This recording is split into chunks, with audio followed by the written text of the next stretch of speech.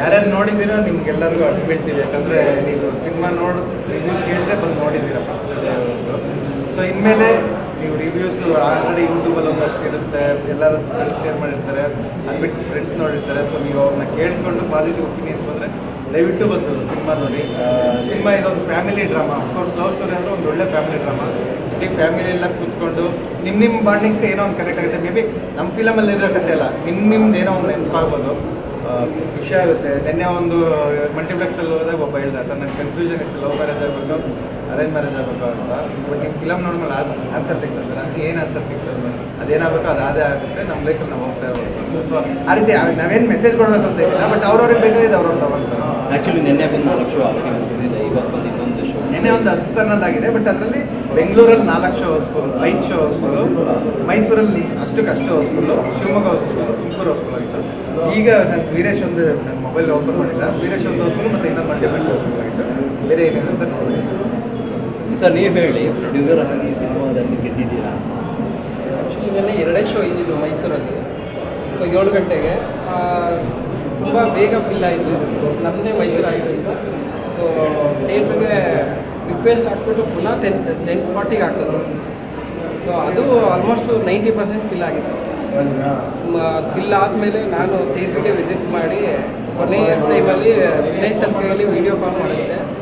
ಪ್ರತಿಯೊಬ್ಬರು ಅವ್ರ ಎಕ್ಸೈಟ್ಮೆಂಟ್ ನೋಡಿದ್ಬಿಟ್ಟು ನಮಗೆ ಸಾರ್ಥಕ ಆಯಿತು ಸಿನಿಮಾ ಮಾಡಿ, ಅನ್ನಷ್ಟು ಖುಷಿ. ಸಿನಿಮಾ ಕಥೆಯನ್ನು ವಿನಯ್ ಸರ್ಗೆ ಹೇಳೋಕ್ಕಿಂತ ಮುಂಚೆ ನಿಮ್ಗೆ ಹೇಳಿರ್ತಾರೆ, ನಿಮ್ಗೆ ಅರ್ಥ ಆಗಿಲ್ಲ ಅಂತ ಹೇಳಿದ್ರು. ಇನ್ನೊಂದೇ ವಿನಯ್ ಸರ್ ಜೊತೆ ಕೇಳಬೇಕು, ಅವ್ರು ಎಷ್ಟು ಕ್ಯೂರಿಯಾಸಿಟಿಯಿಂದ ಕಾಯ್ತಾರೆ ಸಿನಿಮಾ ಮಾಡಬೇಕು ಅಂತ.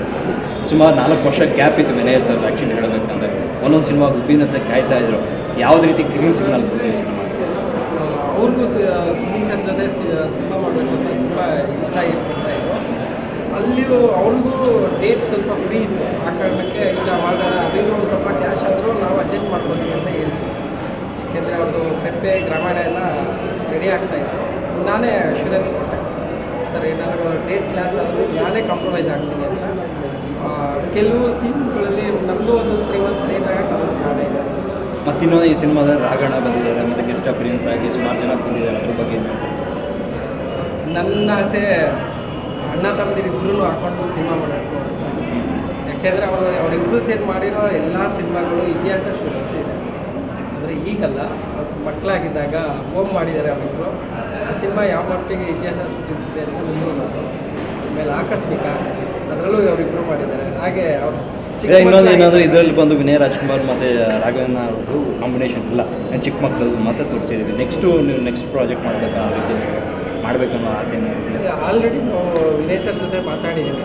ಈಗ ಇರೋ ಪ್ರಾಜೆಕ್ಟ್ ಏನಿದೆಯೋ ಮುಗಿಸಿದ ಮೇಲೆ 100% ನಾನು ಅವ್ರ ಜೊತೆ ನೆಕ್ಸ್ಟ್ ಸಿನಿಮಾನು ಅದಾದಮೇಲೆ ಹೇಳೋಣ ಅಂತ ವೆಯ್ಟ್ ಮಾಡ್ತೇನೆ. ಸುಮ್ಮನೆ ಮಾತಾಡೋದಕ್ಕಿಂತ ಕನ್ಫರ್ಮ್ ಮಾಡ್ತೀನಿ. ಸಿನಿಮಾ ಆಲ್ರೆಡಿ ಗೆದ್ದಿದೆ ಸರ್, ಇನ್ನಷ್ಟು ಗೆಲ್ಲಬೇಕು, ಇನ್ನಷ್ಟು ಸಿನಿಮಾಗಳು ಮಾಡಬೇಕಂತ. ನನಗೆ ಎಷ್ಟು ಖುಷಿ ಆಗ್ತಾ ಇದೆ ಅಂದರೆ, ನನ್ನ ಮೊಬೈಲಲ್ಲಿ ನನಗೆ ಗೊತ್ತಿಲ್ಲದೆ ಇರೋರೆಲ್ಲರೂ ರಾತ್ರಿ ಎಲ್ಲ ಮೆಸೇಜ್ ಬಂದಿದೆ. ಕೆಲವರು ಹೇಳ್ತಾರೆ ಸಿನಿಮಾ ಅಂದಿದ್ದೇನೆ, ಕೆಲವರು ದುಡ್ಡು ಆಗ್ತಿದ್ದಂಗೆ ಯಾಕೆ ದುಡ್ಡು ಆಗ್ತೀಯಾ ಅಂತ. ಕೆಲ ಬ್ಯಾಕ್ ಸೈಡಿಂದ ಸಿನಿಮಾ ಮಾಡ್ತೇವೆ, ಚೆನ್ನಾಗಿ ಮಾಡು, ಚೆನ್ನಾಗಿ ಬರುತ್ತೆ ಹಂಗೆ ಅಂತಾರೆ. ಹಿಂದಿನ ಬ್ಯಾಕ್ ಸೈಡಲ್ಲಿ ಹೇಳ್ತಾರೆ ಯಾಕೆ ದುಡ್ಡು ಆಗ್ತೀಯಾ ಅಂತ. ಅದ್ರ ಬಗ್ಗೆ ಆ್ಯಕ್ಚುಲಿ ನನ್ನ ವೈಫೇ ನನಗೆ ಹೇಳಿದ್ದು, ಇಲ್ಲ ಸಿನಿಮಾದಲ್ಲಿ ಎಲ್ಲ ಬಿಸ್ನೆಸ್ಸು ನಾವೊಂದು 1000 rupees ಬಂಡವಾಳ ಹಾಕ್ತೀವಿ ಅಂದರೆ ಅಟ್ಲೀಸ್ಟ್ 2% ಸೇರಿಸ್ಬಿಟ್ಟು ಬರುತ್ತೆ. ಬಟ್ ಸಿನಿಮಾ ಆಗಲ್ಲ. 90% ಕಳ್ಕೊಳಕ್ಕೆ ರೆಡಿ ಇದ್ದರೆ ಮಾತ್ರ ಸಿನಿಮಾ ಮಾಡೋದು.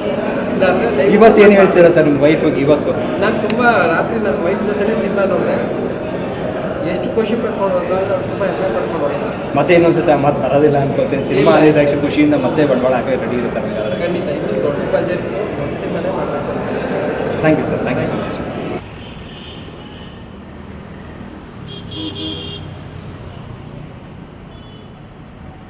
ಸ್ವಾದಿಷ್ಟತೆಯ ಸ್ವಾದ, ತಾಜಾತನದ ಆಹ್ಲಾದ, ಉತ್ತಮ ಆರೋಗ್ಯ ಮತ್ತು ಹೆಚ್ಚಿನ ರೋಗ ನಿರೋಧಕ ಶಕ್ತಿಯ ವೃದ್ಧಿಗೆ ಈಗ ನಿಮಗೆ ಸಿಗುತ್ತಿದೆ ಉತ್ತಮ ಗುಣಮಟ್ಟದ ಪೌಷ್ಟಿಕಾಂಶ. Shri Vaidik millet health mix. ಇದು ಸಿರಿಧಾನ್ಯಗಳ ಸಂಪತ್ತು.